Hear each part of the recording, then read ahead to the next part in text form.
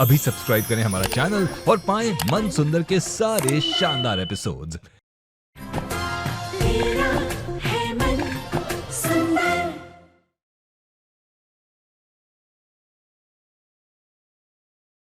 मुंह दिखाई की रस्म है तुम्हारी आज। ये कपड़े रखे हैं, पहनकर तैयार हो जाओ। यहाँ तो चंद्र ग्रहण हो रखा है और तुमने तो सिर्फ पर्दा ही देखा। जाओ रुचिता बेटा, अब तुम भी जाकर इनके लिए शगुन लेकर आओ।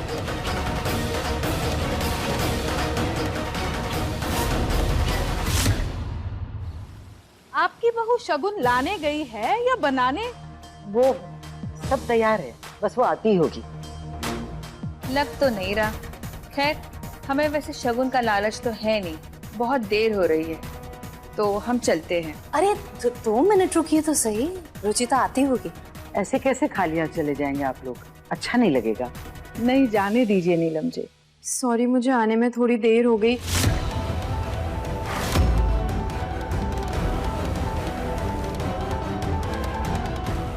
आप लोग प्लीज थोड़ी देर रुक जाइए।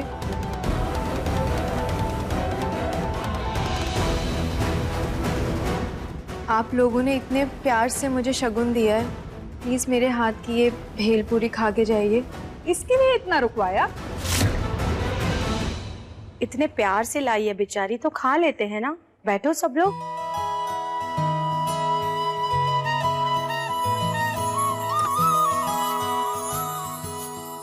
थैंक यू बेटा। Welcome aunty.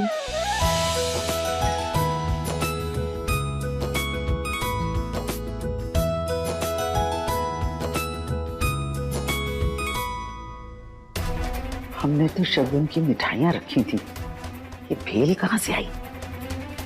मेरी तो कुछ समझ में नहीं आ रहा, ये सब क्या हो रहा है। अरे वाह पूनम, शक्ल सूरत ना सही, लेकिन तुम्हारी बहू के हाथों में स्वाद भरपूर है। ऐसी भेल सालों में नहीं खाई। बाकी घरों में तो मिठाइयाँ ड्राई फ्रूट्स देते हैं शगुन में, लेकिन ये भेल वाला आइडिया तो बिल्कुल ही अलग है।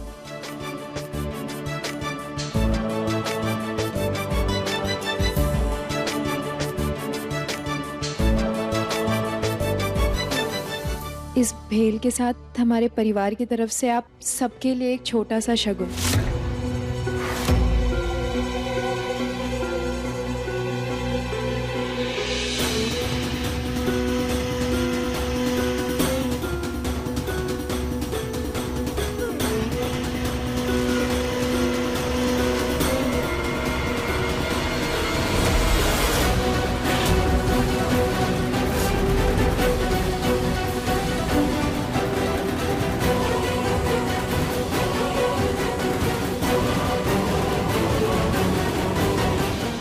वाकई नीलम जी, मान गए आपकी पसंद को। असल में एक जौहरी की माँ है आप। पत्थरों में हीरा पहचानना खूब जाना आपने।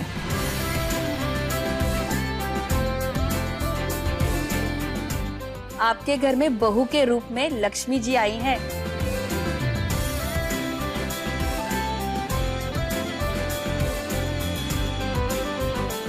जीते रहो बेटा, तुम जैसी सर्व गुण संपन्न बहू हर घर में हो। अगली बार कभी भेल या चाट खाने का मन करे तो हम जरूर आएंगे। जी नमस्ते।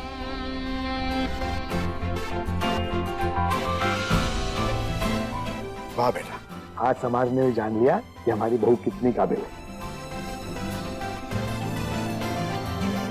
वो सब तो ठीक है, लेकिन मिठाई के बदले चांदी के सिक्के कहाँ से आए?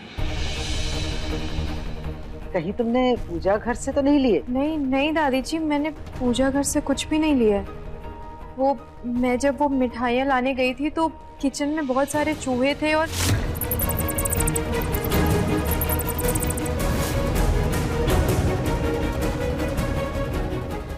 हाँ, वैसे दीपक कह तो रहा था कि किचन में चूहे हो गए। वो मम्मी पापा और मेरे रिश्तेदार कुछ चांदी के सिक्के दे के गए थे शगुन में, तो वही मैंने इनको गिफ्ट कर दिया। और भेल भी मैंने इसलिए ही बनाया था ताकि मुझे पैकिंग करने के लिए थोड़ा टाइम मिल जाए। वाह बेटा, आज तुम्हारी समझदारी ने हमारे परिवार की इज्जत बचा ली।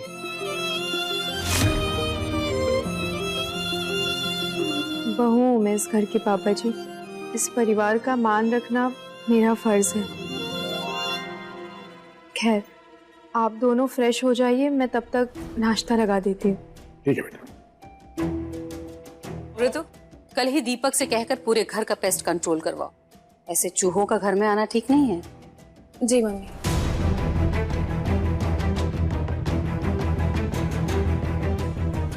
रुचिता के लिए तारीफ के 2 शब्द क्या सुन लिए नरेश ने कि दोबारा उसके नाम की माला जपना शुरू कर दी।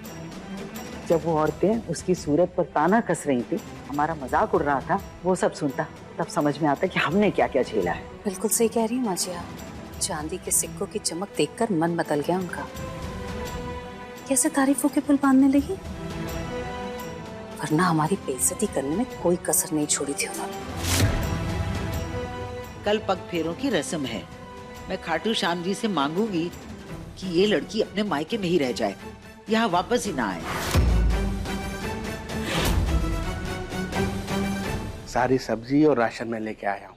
कल रुचि और निहार जी के मन पसंद का खाना बनाना। कल शादी के बाद पहली बार आ रहे वो दोनों। जी बिल्कुल।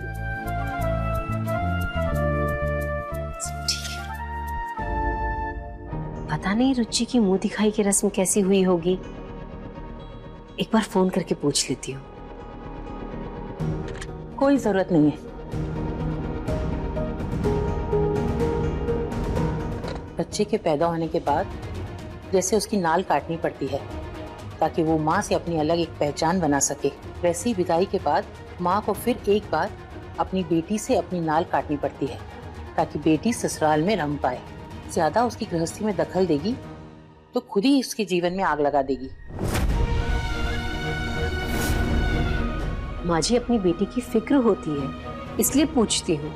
माँ हूँ, कोई दुश्मन नहीं जो अपनी बेटी की गृहस्थी में आग लगाऊंगी। कल चको पग फेरे के लिए आएगी तब तुझे जो पूछना है पूछ लेना, लेकिन अभी फोन मत कर।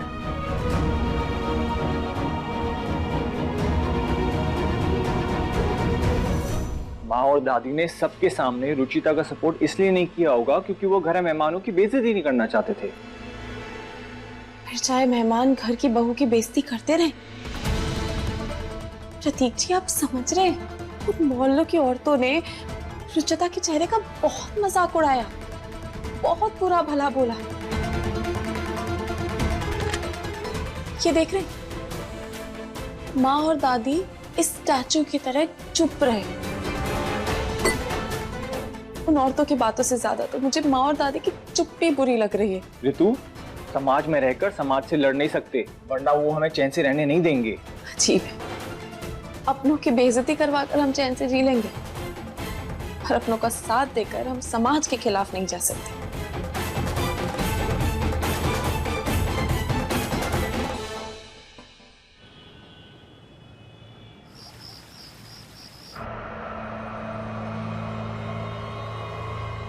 निहार जी कब आए? आते ही सो भी गए, खाना भी नहीं खाया।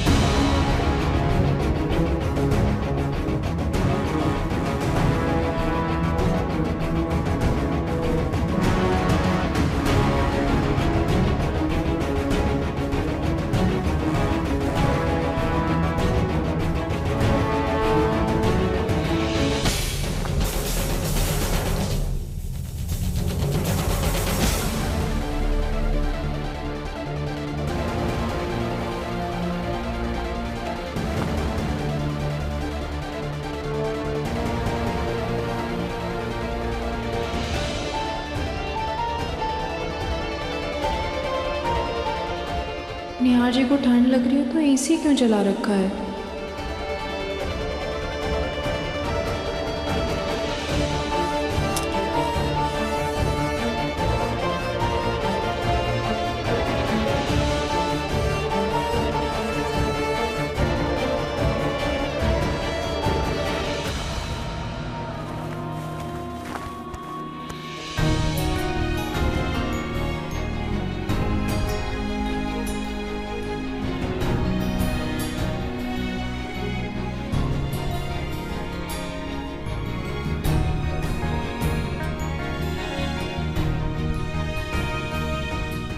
निहार जी, मैं हूँ रुचिता। आउच। 1 मिनट रुको। मैं जितना इससे दूर जाना चाहता हूँ, किसी ना किसी वजह से ये उतना ही मेरे पास आ जाती है।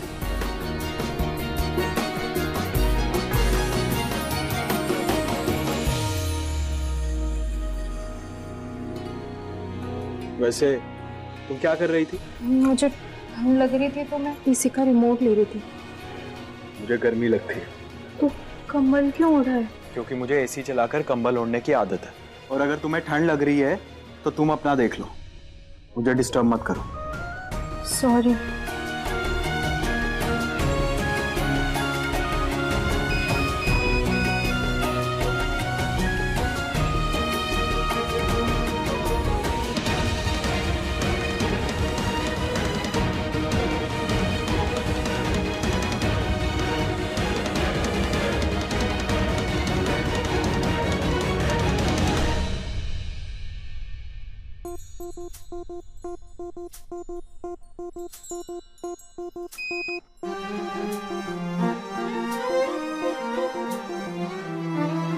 ढेर सारा प्यार हो, हर दिन एक त्योहार हो, जिंदगी की धूप में खुशियों की बहार हो, नए रिश्तों का सफर, लंबी लंबी सी डगर, थाम लो जो हाथ ये, साथ होंगे उम्र भर, साथ होंगे उम्र भर।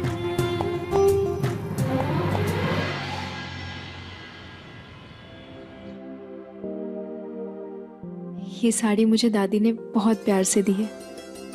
ये पहन के जाऊंगी तो दादी खुश हो जाएंगी।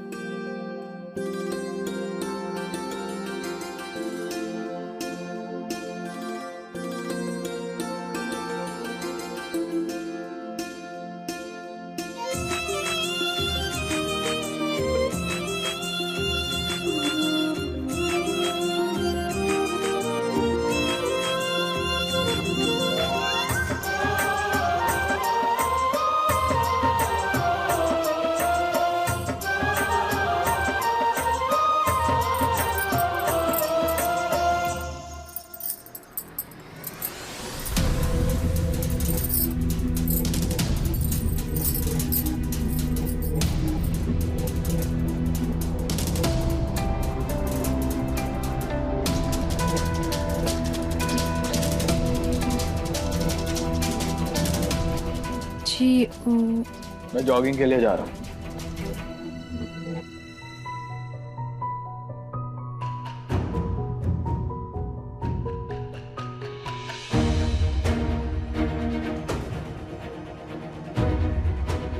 रुचिता, माँ, ये क्या पहन लिया बेटा? ऐसे जाओगी पगफेरे के लिए? माँ, कुछ गड़बड़ है क्या? नहीं, कोई खास बात नहीं है। तुमने एकदम चटक पीला रंग पहन लिया ना, इसीलिए पूछा। तुम पर ना बेटा हल्के रंग बहुत अच्छे लगते हैं। ये चटक रंगों से तुम्हारा रंग और भी ज्यादा दब जाता है, इसीलिए आगे से ना हल्के रंग ही पहना करो। बाकी कोशिश करना ऐसे रंग ना ही पहना करो तो अच्छा है। बाहर जाओगी, 4 लोग देखेंगे, औरतें बातें बनाएंगी, अच्छा तो नहीं लगता है ना? जी माँ, वो ये साड़ी मेरी दादी जी ने दी थी। ओह, तब तो पहन के जाओ, फिर उन्हें भी अच्छा लगेगा। आगे से ना ये चटक पीला रंग सिर्फ उपटन के लिए ही इस्तेमाल किया करो। इससे तुम्हारा रंग भी निखरेगा और स्किन भी अच्छी रहेगी। लो पकड़ो।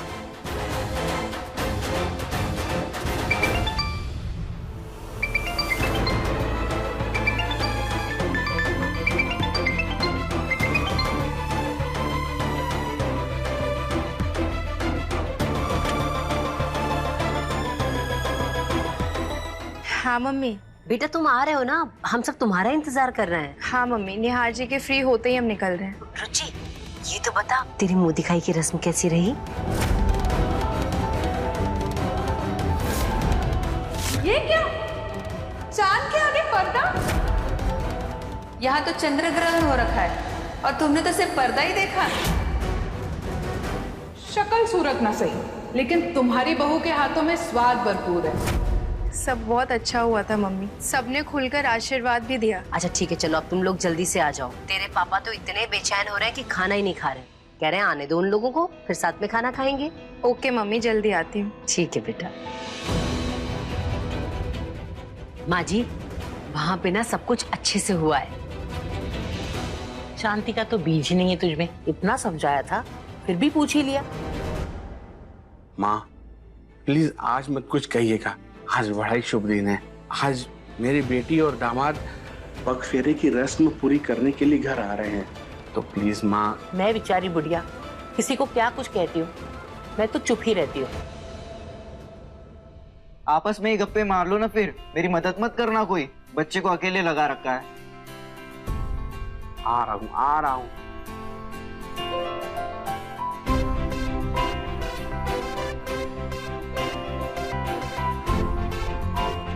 हे खाटू श्याम जी महाराज, जैसे अभी तक सब रस्में अच्छे से हुई, ये रस्म भी अच्छे से हो जाए।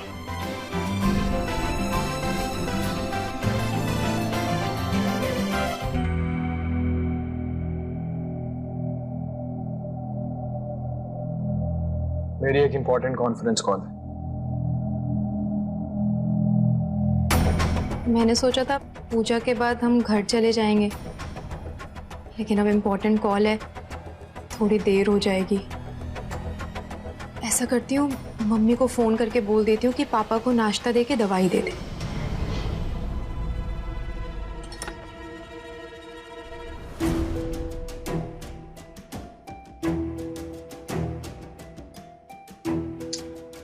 ये निहार जी भी ना पूरा कमरा बच्चों की तरह फैला दिया।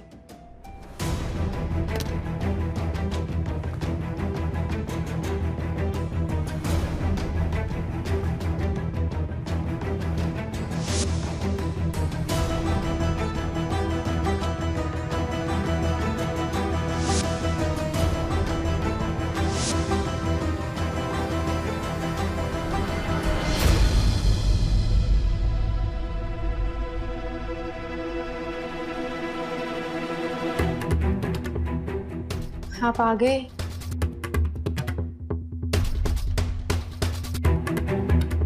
मेरी चीजों को तुमने हाथ लगाया? जी सब इधर उधर था ना, तो मैंने समेट दिया। किससे पूछकर समेटा?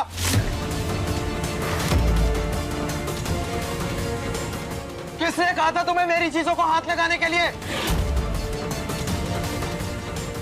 हिम्मत कैसे है तुम्हारी?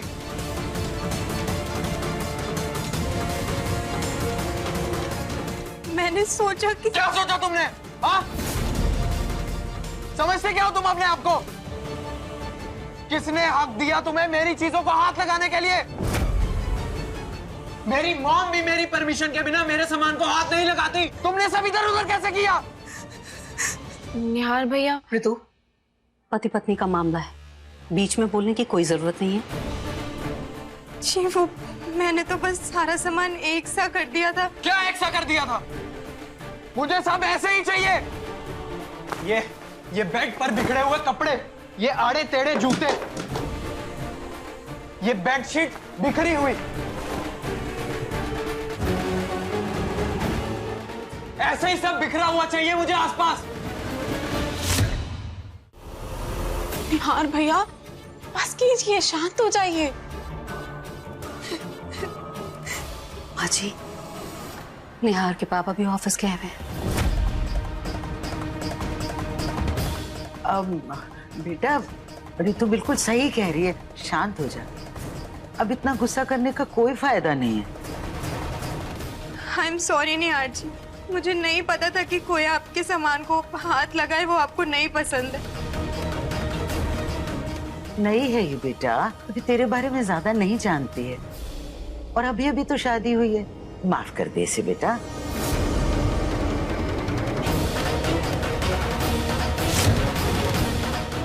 और वैसे भी पत्नी और पति को एक दूसरे को समझने में थोड़ा वक्त लगता है ना बेटा। बेटा छोड़ दो ना इन सब बातों को, क्या रखा है इसमें। रुचिता को पग फेरे की रस्म के लिए उसके घर लेके जाओ। बेटा वहां सब तुम्हारा इंतजार कर रहे होंगे और तुम्हें भी तो अच्छा लगेगा ना उनसे मिलकर। अब शादी हुई है तो इतनी जिम्मेदारी तो निभानी पड़ेगी ना बेटा।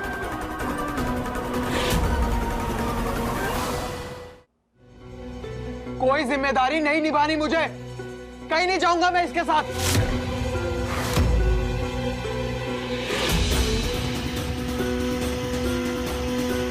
जो रस्म निभानी थी निभा दी, जो होना था वो हो गया, अब बस। मेरे साथ पग फेरे में जाना था ना तुम्हें, अब भूल जाओ, कहीं नहीं जाऊंगा मैं तुम्हारे साथ।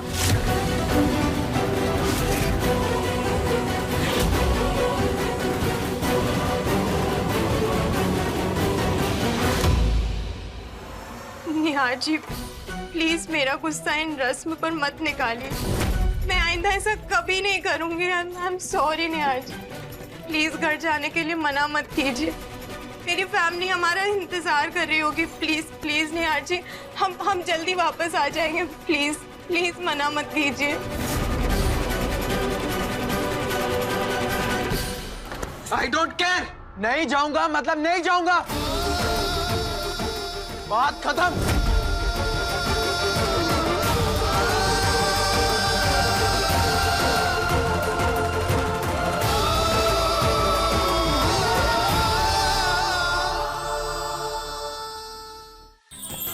अधिक एपिसोड देखने के लिए हमारे चैनल को सब्सक्राइब करें